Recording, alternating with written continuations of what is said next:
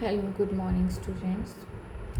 आज हम डिस्कस करेंगे फ्यूचर टेंस का third part, future perfect tense. ठीक है, सबसे पहले हम इसकी पहचान देखते हैं। जिन वाक्यों के अंत में चुका होगा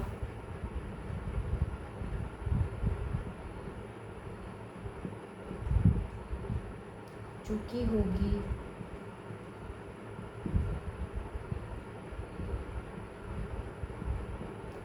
चुके होंगे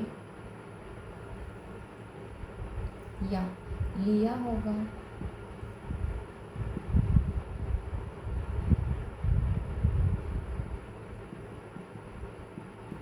ली होगी चुका होगा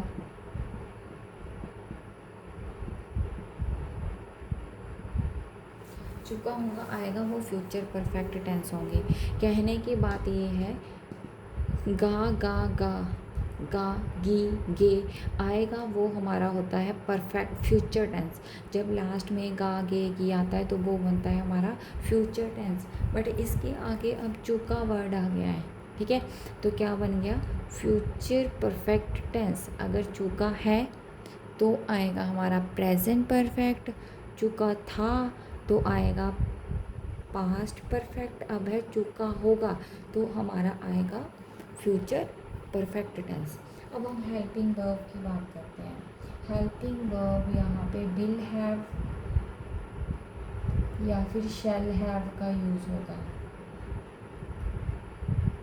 ठीक है, जैसे प्रेजेंट में हम किसका यूज़ करते थे, प्रेजेंट परफेक्ट में हैज़ का और हैव का, पास्ट परफेक्ट में हैड का, फ्यूचर परफेक्ट में विल हैव और शैल हैव का, साथ में वर्ब की थर्ड फॉर्म का यूज़ होता है।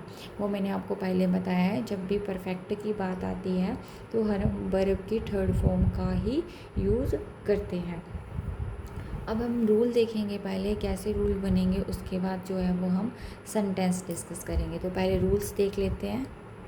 पहला है simple sentence, negative sentence, interrogative sentence, interrogative negative sentence. अब सिंपल सेंटेंस में क्या रूल रहेगा, सब्जेक्ट प्लस विल हैव या शैल हैव, वर्ब की third form plus object plus जो भी हमारा यहाँ पे टाइम दिया होगा वो हमारा यहाँ पे मेंशन होगा। उसके बाद आता है नेगेटिव। नेगेटिव में हम क्या करते हैं, विल और हैव के बीच में, इन दोनों हेल्पिंग वर्ब के बीच में नोट का यूज़ करते हैं। जैसे सब्जेक्ट प्लस विल या शैल के बाद हम यहाँ पे लगाएंगे नोट, उसके बाद आएगा हमारा हैव, वर्ब की थर्ड फॉर्म, ऑब्जेक्ट और साथ में टाइम। उसके बाद बात आती है इंटेरोगेटिव सेंटेंस की। वो आपको पहले ही बताया है, इंटेरोगेटिव सेंटेंस में अगर हमें हेल्पिंग वर्ब दिया होता है तो हमने वो हेल्पिंग वर्ब उठाकर आगे ले आना है। जैसे हम क्या करेंगे, will shall plus subject plus have plus verb की third form plus object plus यहाँ पे हमारा आएगा टाइम। इंटेरोगेटिव में, अब नेगेटिव इंटेरोगेटिव में क्या आएगा, पहले आएगा हमारा विल शैल, विल शैल के बाद हमारा आएगा सब्जेक्ट, उसके बाद not plus have plus verb की third form plus object plus time plus last में क्वेश्चन मार्क। इंटेरोगेटिव है तो क्वेश्चन मार्क भी आएगा। अब बात आती है कि विल हैव किसके साथ लगेगा और शैल हैव किसके साथ लगेगा। अगर हमारे पास आई और वी के साथ हम विल, आई और वी के साथ हम शैल हैव का यूज़ करेंगे और बाकी जितने भी हमारे पास ही, शी, इट, दे नंबर नाम वगैरह आएंगे उनके साथ हम विल हैव का यूज़ करेंगे। आई होप कि आपको रूल समझ आ गया है। सब्जेक्ट प्लस विल हैव या शैल हैव, दोनों विल शैल हैव जो है सब्जेक्ट के अकॉर्डिंग लगेगा। अगर सब्जेक्ट में आपका आई है तो हम शैल हैव लगाएंगे, अगर वी है तो शैल हैव लगाएंगे, अगर ही है तो विल हैव लगाएंगे। ठीक है, उसके अकॉर्डिंगली अगर नेगेटिव आता है तो विल और शैल का यूज़ करने के बाद हम नोट लगाएंगे, उसके बाद हमारा जो है हैव यूज़ होगा। सेम इंटेरोगेटिव में हेल्पिंग वर्ब विल शैल पहले आएगा, फिर सब्जेक्ट आएगा, उसके बाद हमारा जो है हैव आएगा। ओके, अभी हम सेंटेंस बनाएंगे, उससे हमारा टॉपिक जो है वो पूरी तरह से क्लियर हो जाएगा। अब हमारे पास सेंटेंस है, वर्षा शुरू होने से पहले वह कमरे में आ चुका होगा। लास्ट में होगा है, इट मीन्स फ्यूचर आ गया। उसके आगे चुका है, इट मीन्स परफेक्ट आ गया। वर्षा शुरू होने से पहले वह कमरे में आ चुका होगा, तो हम पहले क्या लिखेंगे, he will have entered the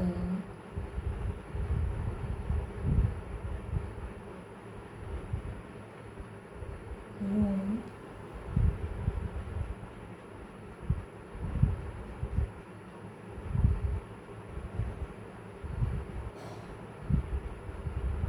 before the rain starts। अब देखो, हमने पहले लिखा वह कमरे में आ चुका होगा, पहले हमने इस सेंटेंस को बनाया। He will have entered the room, मैंने क्या बताया था, पहले हमारे पास सब्जेक्ट आएगा, फिर हेल्पिंग वर्ब आएंगे, फिर वर्ब की थर्ड फॉर्म आएगी, फिर ऑब्जेक्ट आएगा, उसके बाद टाइम आएगा। अब ये टाइम है, वर्षा शुरू होने से पहले, ये टाइम दिया हुआ है, पहले के लिए क्या लगाएंगे, बिफोर द रेन स्टार्ट्स। इसमें जो हमने मेन बात देखी है फ्यूचर परफेक्ट टेंस में, वो क्या है,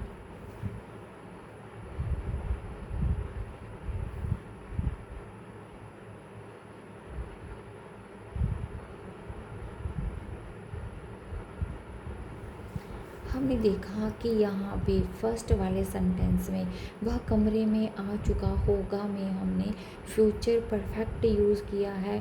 वर्षा शुरू होने से पहले वाले में द रेन स्टार्ट्स, यहाँ पे हमने प्रेजेंट इंडेफिनिट टेंस का यूज़ किया है। ओके, अभी नेक्स्ट देखते हैं। नेक्स्ट है, मैं सड़क पार कर चुका हूँगा। अब मैंने आपको बताया है आई के साथ हम जो है वो शैल का यूज़ करेंगे, तो यहाँ पे क्या आएगा, I shall have crossed the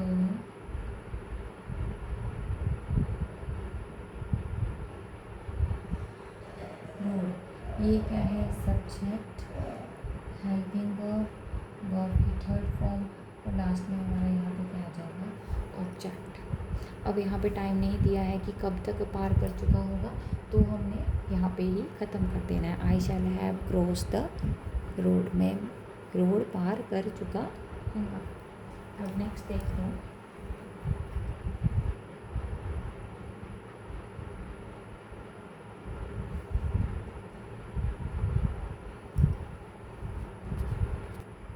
क्या तुम उसके आने से पहले चाय पी चुके होंगे। पहले हमने इसको सिंपल माइंड में सोचना है, तुम उसके आने से पहले चाय पी चुके होंगे। You will have taken tea before he comes, तो जो आपका हेल्पिंग वर्ब होगा वो कहाँ आ जाएगा, आगे। तो सेंटेंस क्या बन जाएगा, विल यू हैव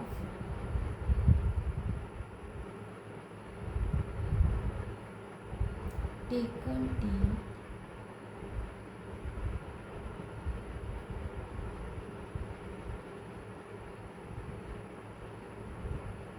बिफोर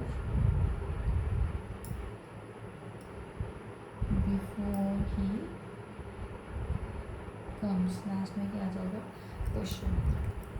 अगर आता है तुम उसके आने से पहले चाय पी चुके होंगे, तो हम क्या लिखेंगे, you will have taken tea before he comes.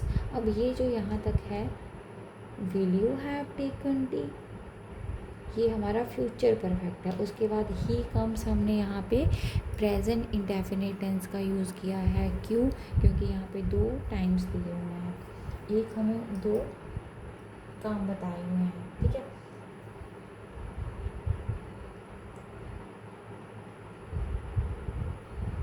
जो पहले ख़त्म होने वाला काम है उसको हम फ्यूचर परफेक्ट में लिखेंगे, और जो बाद में बोला है उसने वाले काम को हम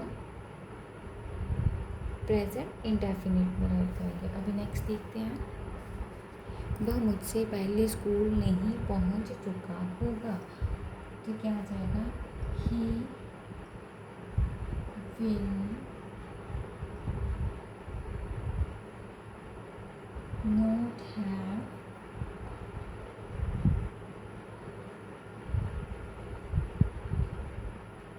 reached the school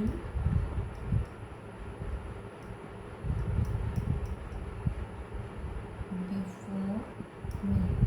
He will not have reached the school before me. वह मुझसे पहले स्कूल नहीं पहुंच चुका होगा। अब नेक्स्ट एक और सेंटेंस देख लेते हैं। नेक्स्ट है, उसके पहुंचने से पहले घंटी बज चुकी होगी। अब उसके पहुंचने से पहले को हम क्या लिखेंगे? द बेल बज चुकी होगी। क्या बज चुकी होगी? घंटी बज चुकी होगी। ये काम उसका कंप्लीट हो गया, तो ये पहले परफेक्ट बन जाएगा। The bell will have gone, कब? Before he reaches.